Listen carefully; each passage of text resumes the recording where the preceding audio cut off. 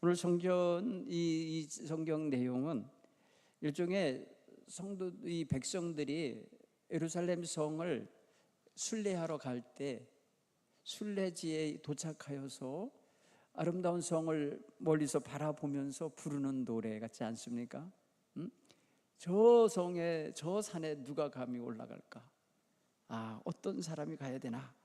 그래서 성소에 계시는 하나님 앞에 설 수 있는 하나님 백성의 마음가짐, 신앙 자세, 그리고 지금까지 살아온 삶의 그런 모든 조건들을 가지고 하나님 앞에 나아가서 예배하고 또 그 앞에 가서 제사장을 통하여 전해지는 말씀을 듣고 또 이렇게 오고 싶은 마음으로 먼 곳에서부터 찾아왔을 텐데도 저 산에 누가 올라가고 저 거룩한 곳에 누가 살고 하면 이게 뭐예요? 자기가 그렇게 서기 위해서 온 거잖아요. 자기가 그런 자리에 지금 이르기 원해서 온 거잖아요. 바로 자신의 마음을 가다듬고 있다고 볼 수가 있어요. 저 성에 들어가기 전에 내 마음이 깨끗하고 저 성에 올라가기 전에 내가 하나님의 축복의 말씀을 받기에 합당한 자가 되어야겠구나, 이런 생각을 하게 되죠. 사랑하는 성도 여러분, 오늘 우리는 그래서 주님 전에 찾아 나올 때마다 거룩하고 정결한 마음과 생각과 또 삶을 들고 나오기를 원해야 돼요. 내가 여호와 하나님께 나아갈 때 어떻게 나갈까? 미가 선지자는 내가 여호와 하나님께 나갈 때 무엇을 들고 나갈까? 이런 기도를 한 적이 있어요. 우리는 하나님 전에 나갈 때 어떤 자세로 나갈까? 어떤 마음을 품고 나갈까? 내 영혼이 어떤 상태로 나가야 될까? 이거를 한번 좀 생각하고 성전을 향하여 오실 수 있기를 바랍니다. 집을 나서서 주의 성전을 향하여 방향을 잡을 때에 여러분 마음이 정결하기를 원합니다.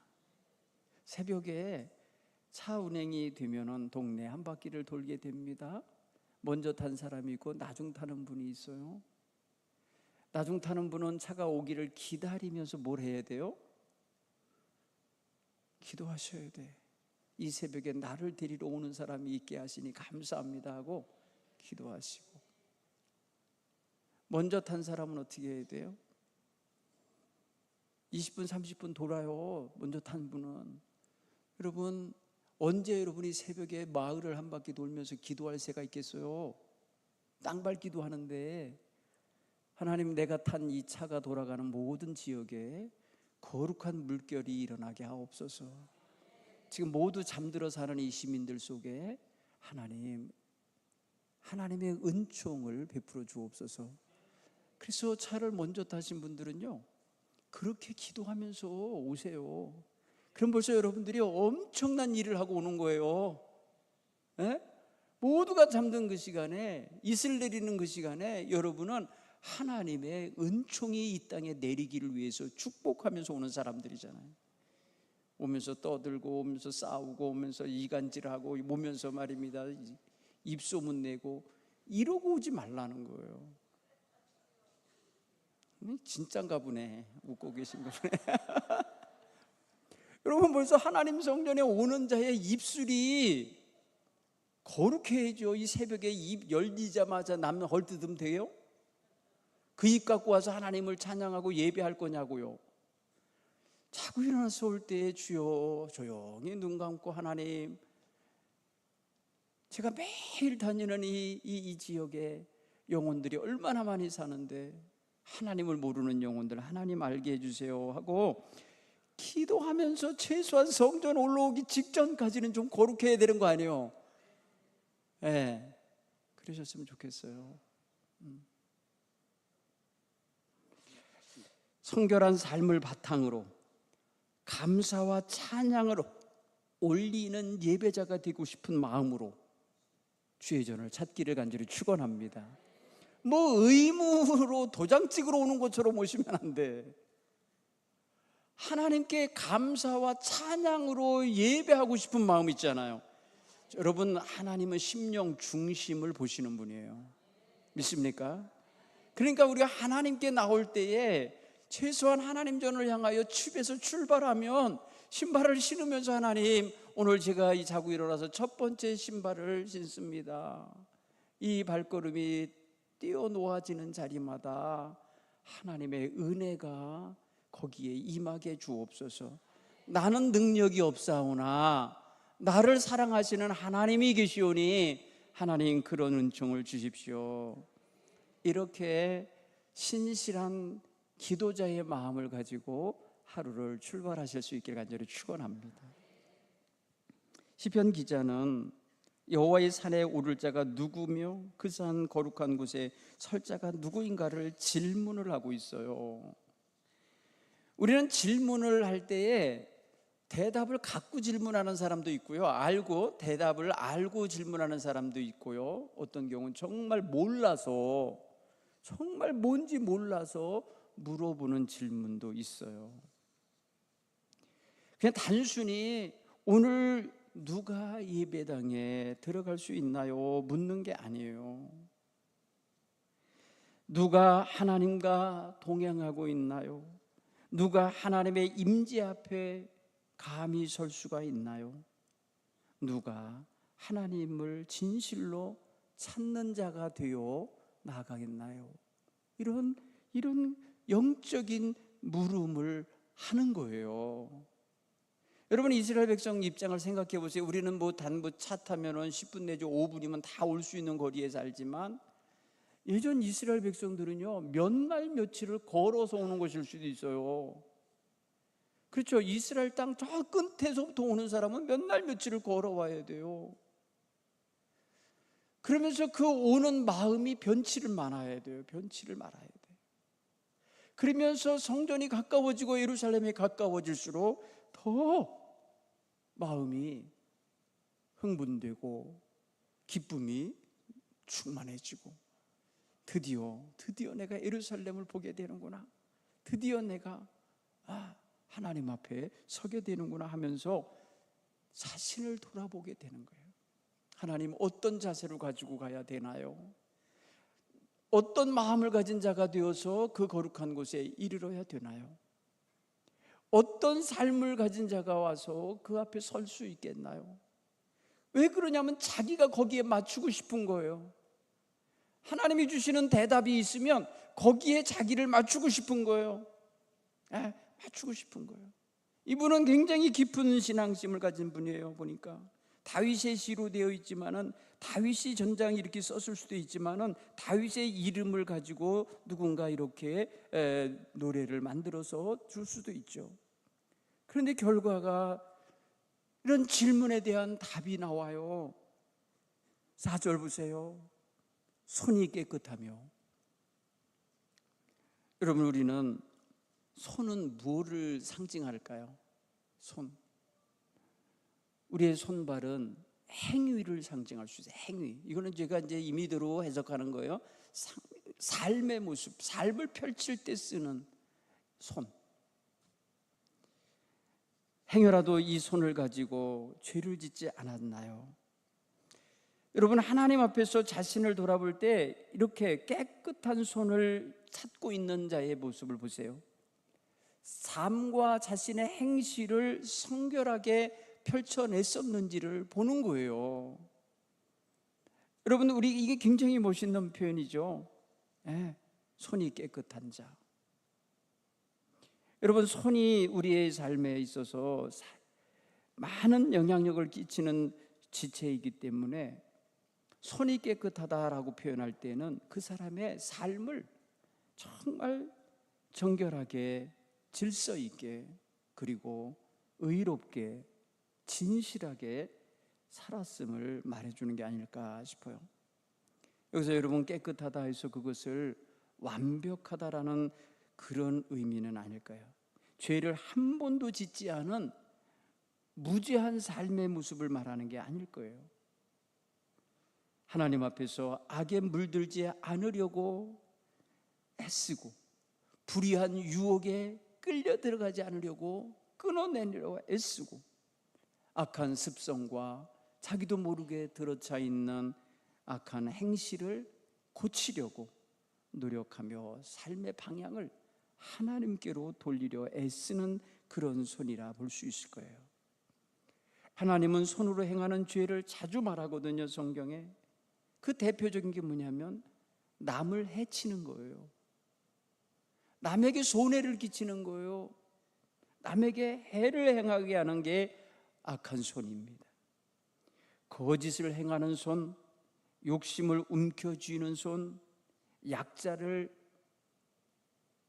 외면하면서 툭 끊어내려는 이런 단절시키는 손, 하나님보다 자신의 욕망과 세상의 쾌락을 붙잡으려 뻗치는 손, 이런 손이 바로 세상의 더러운 손으로 우리는 생각할 수 있을 거예요.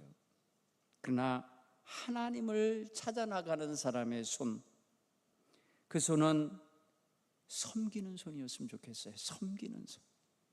누구를 대하든지 섬기는 손이 되셔야 돼요. 두 손 꼭 모으고 기도하는 손이 되면 좋겠어요. 물론 손이 없으면 어떻게 꼭 모으겠어요. 그러니 있으니까 쓰셔야지. 있으니까 손 모으고 기도하시고 나누고 베풀 줄 아는 손이었으면 좋겠어요. 나누고 베풀 줄 아는 손. 손은 안으로 굽는다는 표현을 쓰는데 우리의 손은 바깥으로 뻗는 손이 되기를 간절히 축원합니다. 여러분, 손이 안으로 굽는다는 것은 이게 인지상정이라는 거예요. 가까운 사람에게, 내 자식에게 더 먼저 더 주고, 더 먼저 땡겨주고, 더 먼저 이렇게 해줄 수 있다는 거예요. 그러나 여기서 우리는 베푸는 손, 내 손을 펼치라는 거예요. 담장 너머로 손을 뻗어내고요, 이웃에게 손을 펼칠 수 있는 손, 또한 거룩한 일을 위하여 희생하는 손, 거룩한 성전에 나와 주를 위해 봉사하며 헌신하는 손이야말로 참으로 하나님 앞에 귀한 손이 아니겠습니까? 회개하며 하나님 앞에 들려지는 손, 두 손 들고 옵니다. 나 같은 죄인 살리신 주님 앞에 내가 두 손을 들고 옵니다. 항복하면서 오는 것 같이. 여러분, 굉장히 상징적인 거예요. 손을 든다는 게. 그렇죠? 내 손을 보이는 거죠. 내가 손을 들면 내가 아무것도 못한다라는 걸 표현하는 거예요. 그래서 하나님 앞에 손 들고 나옵니다. 천부여 의지 없어서 손 들고 옵니다. 여러분, 이게 바로 우리가 가져야 할 손이다, 이렇게 여기시고 우리의 손을 깨끗게 하고, 우리의 삶은 말보다 삶은 더 구체적으로 사람들이 보게 되고 듣게 되고 알게 됩니다. 그래서 예배당 안에서의 경건과 예배당 밖의 일상생활 속에서의 경건한 생활이 일치가 되어야 돼요. 그래서 여러분, 안에서, 예배당 안에서만 거룩한 삶을 만드는 게 아니라 밖에 나가서 다른 사람들 속에서도 거룩한 삶을 사는 그런 시간이 되기를 바랍니다.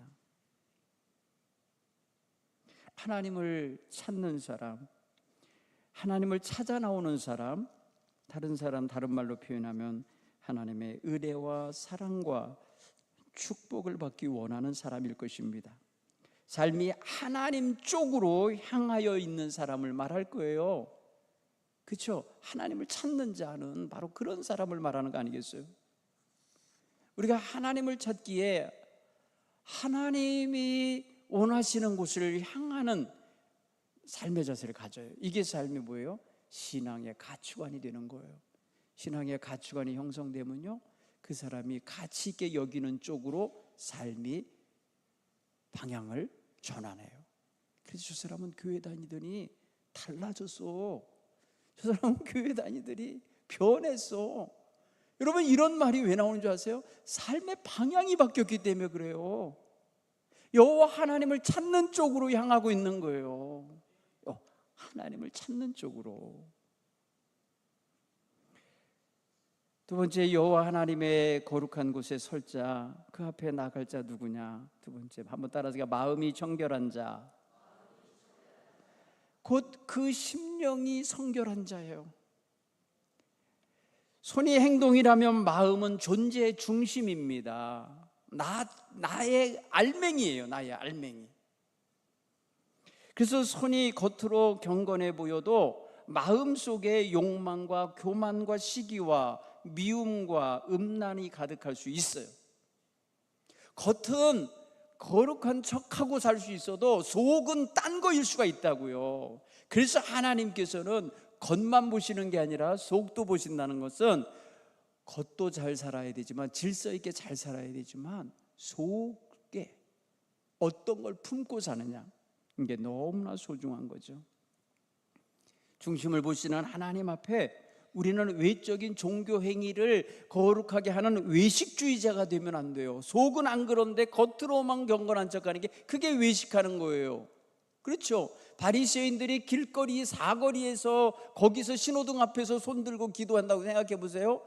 저게 무엇을 위한 거야? 하나님을 향한 게 아니고 사람들에게 인정받기 원하는 그러한 명예욕과 인정욕구가 있는 거예요. 그 사람 속을 그래서 보는 거예요. 그래서 외식하는 자들이라고 예수님이 그들을 비판하신 거예요. 외식하는 자들이라고. 겉은 횃발을 하는 것 같아요. 회라고 하는 것은 하얀 회칠을 해놓으면 깨끗해 보이잖아요. 속은 썩은 죽은 시체가 들어있는 상태, 그게 바로 외식하는 자의 겉과 속이 다른 상태입니다. 사랑하는 성도 여러분, 청결한 마음, 그 청결한 마음은 단순히 착한 마음을 말하는 게 아니고 하나님을 사랑하는 마음, 죄를 멀리하고 대적하려는 마음, 하나님 앞에서 숨지 않고 도망치지 않는, 드러나고 찾아오는 마음. 여러분, 하나님 앞에서 피하는 마음이 있거든요. 그렇죠? 하나님 말씀을 어겨서 부끄러워서 아담과 하와처럼 동산 나무 그늘 속으로 숨어버리는 마음이 있어요. 두려워하는 마음이에요. 하나님 앞에 청결한 마음을 가진 자는 회개할 줄 아는 마음이에요. 하나님 없이는 살 수 없다고 고백하면서 나아가는 사람이라고요. 그러니까 하나님 앞에 진짜 성결한 것은요, 겉으로 드러나는 것보다 속에 갖추어져 있는, 속에 진열되어 있는 모습인 거예요. 여러분, 집 바깥에서 보면 굉장히 멋진 아파트예요. 그런데 들어가 보면 어수선한 집이 있을 수 있죠. 정리가 안 된 집이 있어요. 네. 그래서 목사님, 절대 우리 집에 못 들어와요. 그냥 지나가면서 아파트 보고 기도해 주세요. 뭐 이러면 안 돼요. 언제든지 우리 집에 오세요 할 수 있을 정도로 늘 정리해야 되고 갖춰지시면 그게 생활에 있어서 일치가 되는 거예요. 겉과 속이. 사람들은 외모를 보지만 하나님은 우리의 중심을 보시는 경우가 커요. 여러분, 사무엘같이 경건한 하나님의 종도 외모를 먼저 봤어요. 외모. 그렇죠? 이새의 아들 7이 쭉 와서 섰는데, 이야, 다 멋진 거예요. 하나님이 이들 중에 누군가를 세우셨나 보다, 이렇게 생각을 했는데 하나님이 이 사람도 아니요, 저 사람도 아니요, 다 아니라 하시잖아요. 그러면서 외모를 보지 마라, 나는 심령 중심을 본다 하면서 말씀하실 때, 여기 있는 애들이 네 아들 다냐? 그랬더니 아닙니다, 하나가 더 있으면 데려와라. 여러분, 그렇게 해서 막내가 왔으니 막내는 아무래도 형보다 작을 거 아니에요. 막내니까 형보다 훨씬 작고 연약해 보였을 거예요. 그런데 하나님께서 지목해 주시는 이는 바로 다윗이었어요. 여러분, 우리는 외모가 그렇게 중요하죠. 그래서 조금 중요할까요? 요새 제가 얼굴에 조그만 점이 생기기 시작해서, 반점, 흰 점이 생기기 시작해서 얼마나 성가신지 모르겠어요. 해필이면 입술 옆에 이렇게 동그랗게, 이게 이제 점점 얼굴에 커질지도 모르겠어요. 요새 레이저 치료까지 받고 있는데 잘 안 나요. 네. 외모 신경 쓰이더라니까요. 그래서 어느 날 제가 집사람들한테, 여보, 나 이러다가 목회 못하면 어떡하지? 아니, 흰점 생겼다고 목회를 못하면은 죽어야지 뭐. 세상에. 그런데 여러분, 사람은 외모를 봐요. 저도 지금 저 자신을 보면서 외모를 봤다는 거예요. 예.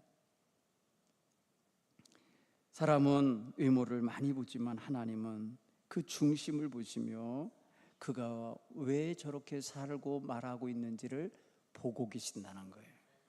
그러니까 우리는 하나님을 찾는 사람들이니까 하나님께 찾아 나오는 행동도 필요한 거예요. 성산을 향하여 오는 것도 중요한데 오기 전에 우리 마음가짐이 또 중요한 거예요. 우리 마음을 정결하게 두시기를 바랍니다.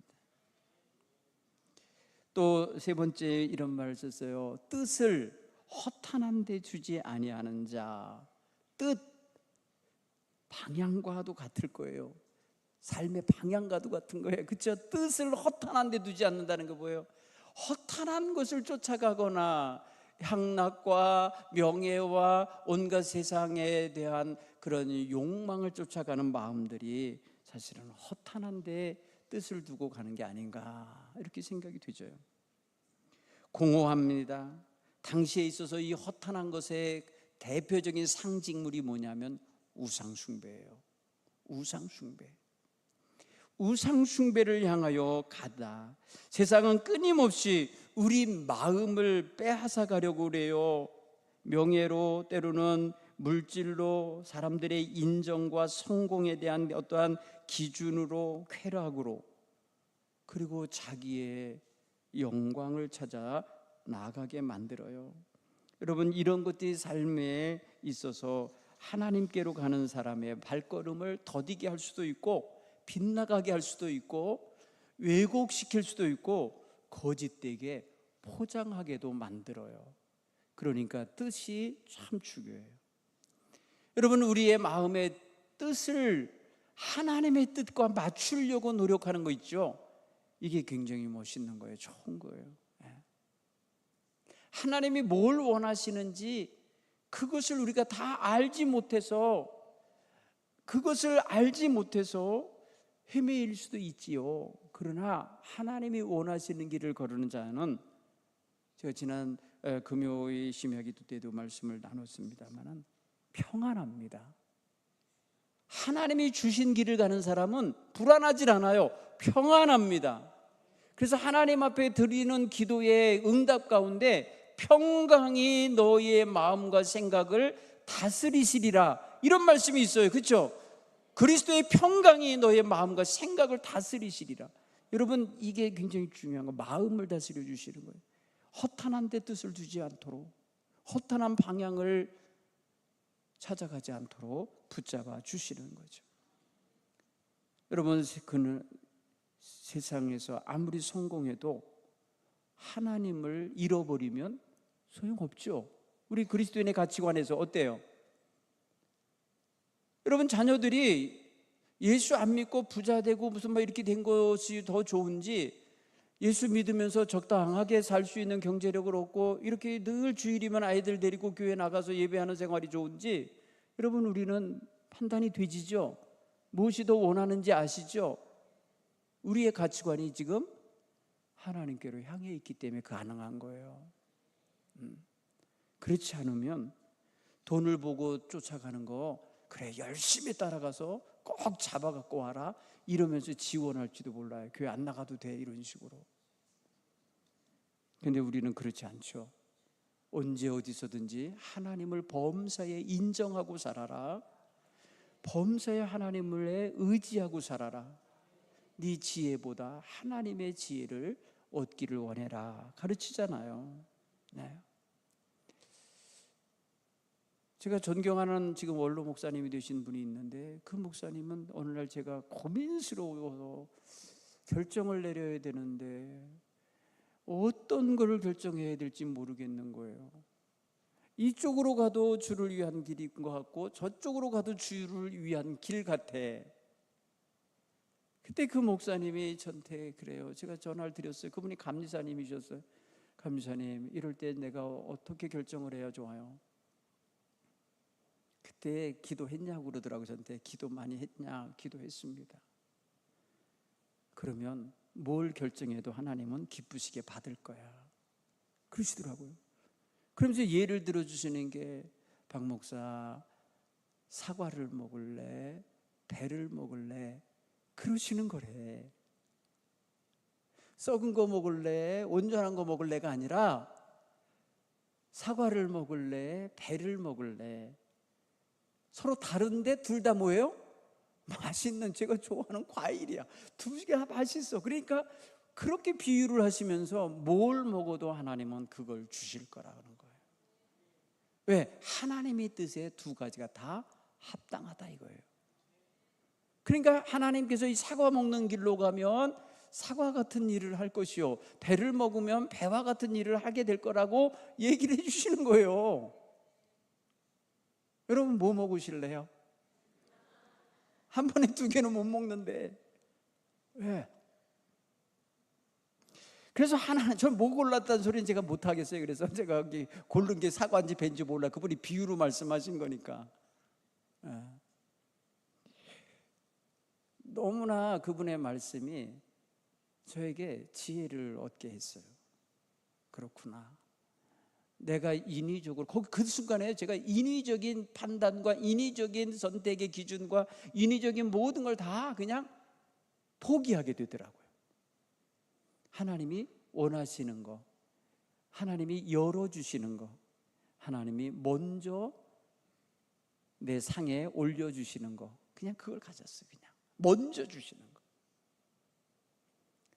여러분 마음속에 하나님께 뜻을 구하고 하나님께 기도하실 때에 하나님의 마음을 전적으로 받아들일 준비가 되어 있는 게, 이게 하나님 앞에 뜻을 정한 거예요. 하나님 뜻대로 살고 싶은 거예요. 그게 우리가 얼마나 고르는지 몰라요. 제가 오늘 집회 마지막 시간인가요? 강사님이 말씀을 하시는데 참 은혜 받았어요. 그래서 제가 먼저 은혜 받았기 때문에 내년에 우리 교회 부흥회 오세요, 제가 초대를 하고 왔어요. 내년 6월을 제가 기대가 돼요. 그분의 간증을 들으면서 제가 이번 제가 집회 갔다 왔잖아요. 3일 동안 월요일 저녁부터 오후부터 오늘 오전까지. 근데 그분 참 저보다는 좀 고생을 더 많이 하시고 눈물도 많이 흘리셨고 더 많이 하나님 앞에 정말 바르시려고 애쓰셨던 목사님인 걸 제가 봤어요. 근데 그분이 자식을 잘 기르고 말해 열심히 보양해주고 돌봐줬는데 그 아이가 손에 사과 2개를 들고 오더라는 거야. 그래서 어디서 구했는지 사과 2개 들고 와가지고 이쁘게 와갖고 하는 소리가, 나 엄마 사과 2개 생겼어. 그랬는데 야 그거 하나 엄마 다오. 그랬더니 아들이 준다는 소리도 없고 그냥 하나를 먼저 먹어버리더래. 하나를 탁 한 입 물고, 이쪽 거 주겠지 했더니 그것도 입에다 넣더래. 여러분 그 순간에 여러분 어떤 생각이 들어요? 한번 오늘 김 권사님 집에 가서 해봐. 막내한테 해보세요. 어떤 생각 들어요? 이놈의 새끼가 기껏 길러놨더니 지 입만 알아? 응? 이렇게 서운해하지 않겠어요? 그냥 입에서 튀어나올 말이 있었는데 그냥 꾹 참았대요. 그랬더니 엄마 이게 더 맛있어. 엄마 이게 더 맛있어. 그 어린 것이 엄마한테 더 맛있는 걸 주고 싶어서. 둘 중에 지가 껍데기 쌓인 채는 모르잖아요. 사랑하는 성도 여러분, 마음이죠. 그게 그 아이 마음이죠. 그 마음의 방향이 엄마한테 뭐 주고 싶은 거예요? 좋은 거, 맛있는 거 주고 싶다가 그 조그만 아이 마음속에 이미 방향이 잡힌 거 아니에요. 마음의 뜻이 잡혀 있는 거 아니에요.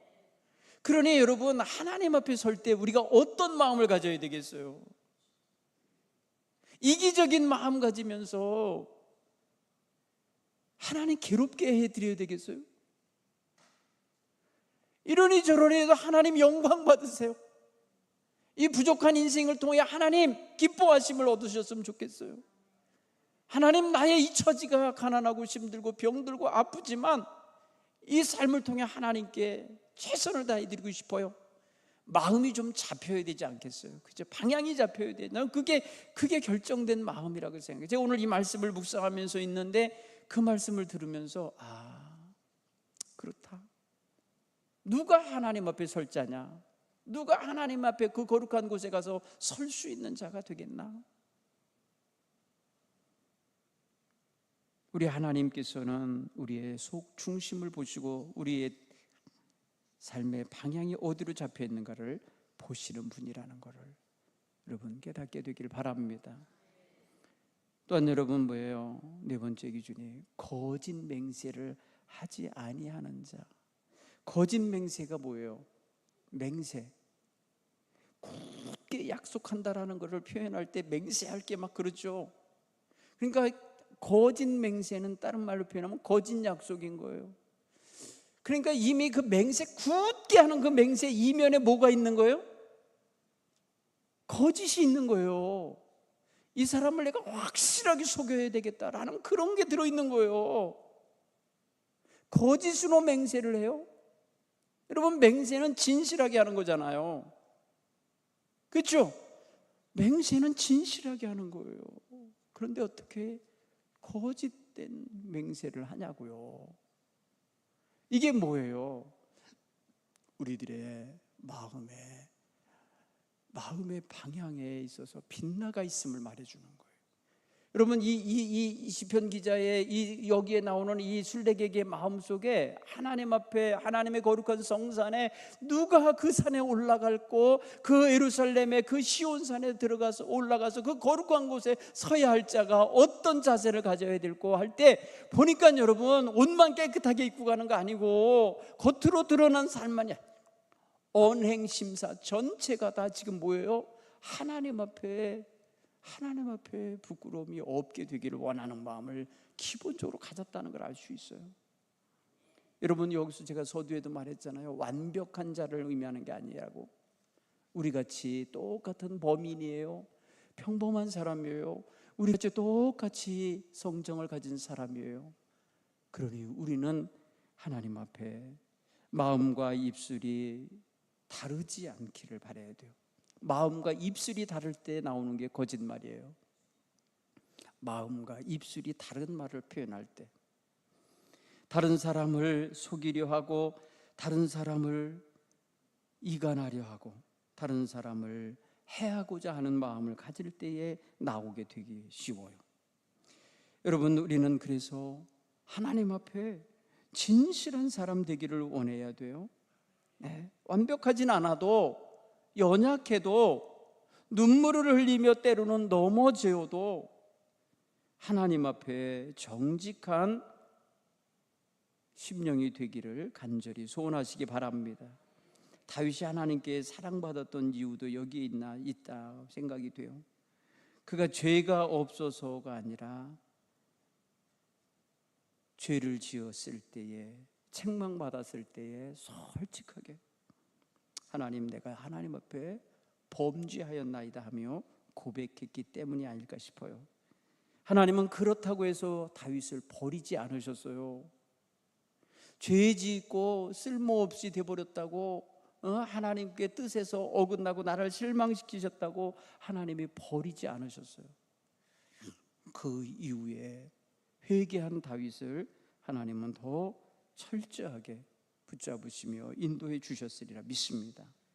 오늘 우리는 하나님을 찾는 믿음을 가지되, 찾는 척, 거룩한 척하는 사람이 아니라 하나님 앞에 진실하게 자신을 숨기지 않고 있는 그대로 자신을 표출하며 나갈 수 있기를 간절히 바랍니다. 하나님은 기도를 해도요, 진실하게 기도하는 자 간구를 들으신다는 거예요. 하나님은 곁에 오셔서 진실하게 간구하는 자의 기도를 들으신다는 거예요. 그러니 여러분, 우리가 하나님 앞에 진실한 간구자가 되시려면 거짓된 마음과 거짓된 입술로 하나님께 나아가면 아니 되겠다는 거예요. 자, 이런 사람이 어떻게 되나요? 5절은 결과를 말해줘요. 그는 하나님 여호와께 복을 받고 구원의 하나님께 의를 얻으리니 이는 여호와를 찾는 족속이요 야곱의 하나님의 얼굴을 구하는 자로다. 여호와께 복을 받는다라고, 놀라운 복을 얻게 될 것임을 노래하고 있어요. 그러니까 이 노래가 보세요, 의문, 질문으로 시작한 노래인데 그 끄트머리의 대답은 뭐예요? 마지막 대답, 그 질문에 합당한 자가 복을 받을 거라는 거예요. 그렇죠? 여호와의 거룩한 산에 올라가서 여호와 앞에 설 수 있는 그는 놀라운 복을 받을 거라는 거죠. 결국은 오늘 우리는 주님 앞에 신령한 복을 얻고 구원의 은혜를 얻은 백성입니다. 따라서 오늘 이 성결한 곳에 나오셔서 예배하는 여러분, 여기가 종착역이 아니라 계속해서 하나님께로 걸어가시길 바랍니다. 오늘 여기서 이 동부교회 예배당이 목적지가 아니고 우리는 쭉 어디로 가야 돼요? 천국까지 이르기 동안 성화의 길을 걸어갈 수 있기를 간절히 축원합니다. 그 가는 순간순간마다 멈추는 자리가 여호와의 성산에서 여호와 하나님을 예배하는 자처럼 그 앞에 설 수 있게 되기를 간절히 축원합니다. 이게 정말 소중한 거예요. 그래서 오늘 우리가 이 6월에 정말 우리 자신을 한 번쯤은 점검하고 나머지 6개월 동안 또 하나님 앞에 정말 성결함과 거룩함을 가지고 하나님께 나아가는 백성이 되기를 소원하는 그런 귀한 시간이 되시기를 간절히 축원합니다.